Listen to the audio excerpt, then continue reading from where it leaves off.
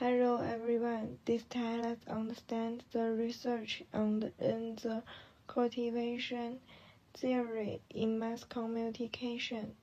Before the research, I will divide this topic into five parts. To analyze. For example, the historical origin and background of the cultivation theory. The evolution and development of cultivation theory.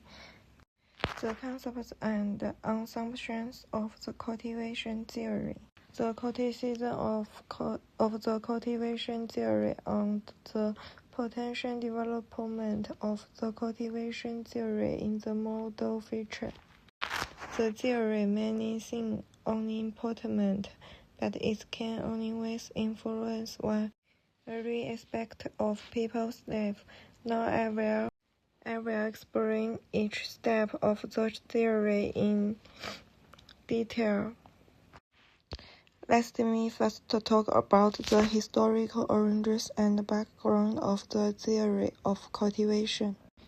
Firstly, in the mid-20th century, with the rapid development of the global economy, television became the most important medium for disseminating and receiving information at that time, and was also the most mainstream and influential representative at that time.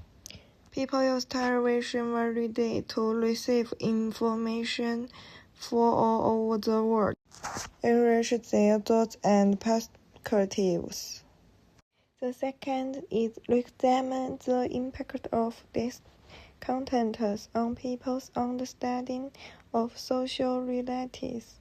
Finally, it is concluded that heavy TV viewers are more inclined to think that the world is dangerous and full of violence.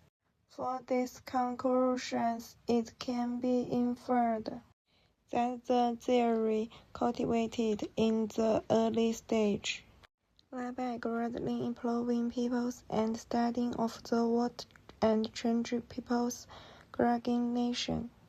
In general, the cultivation theory has evolved and expanded continuously since it was put forward, adapting to different media, environments, and social changes.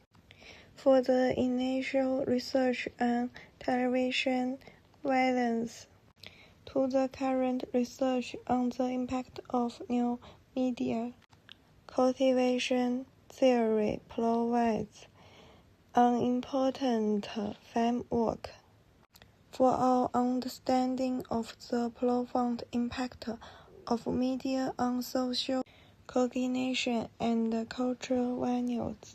One is the objective reality that actually exists. Second, the media selectively suggests symbolic reality. Jihadis, mimicry environment. The third is the image of the external world that people paint in their minds. That is the subjective reality. It is precisely because of the existence of cultivation theory that affects the three realities and changes people's concept of the world. Gerbner et al. Believe that in modern society, the symbolic reality suggested by the mass media has a great impact in people's cognition and understanding of the real world. Due to certain tendencies of the mass media, there is a great deviation between the subjective reality depicted in people's minds and the objective reality actually existing at the same time. This influence is not short, but a long-term, latent cultivation process, which unconsciously restricts people's view of reality in this sense. Gerbner et al. Refer to this study as culture analysis. What is symbolic reality? Symbolic literally is on media to transmit information, values, norms, and social roles. thus forming a common cultural environment, player, recipients, and thus their consciousness. NDDs are shaped by the content cultivating theories that influence the attitudes and beliefs of long-term viewers of information, especially their perceptions of social reality.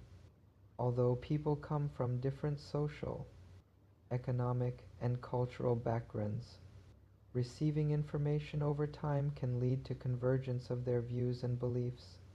Forming a mainstream view, this perception is often consistent with the attitudes and values commonly presented in the information content, resulting in the phenomenon of mainstreaming. The phenomenon of mainstreaming implies that information plays an integral role in shaping a common social reality. At the same time, the cultivation theory will also produce resonance effect, which means that when the information content is consistent with the audience actual life experience, the cultivation theory will be stronger. Finally, let's talk about the potential development of nurturing theory in the future.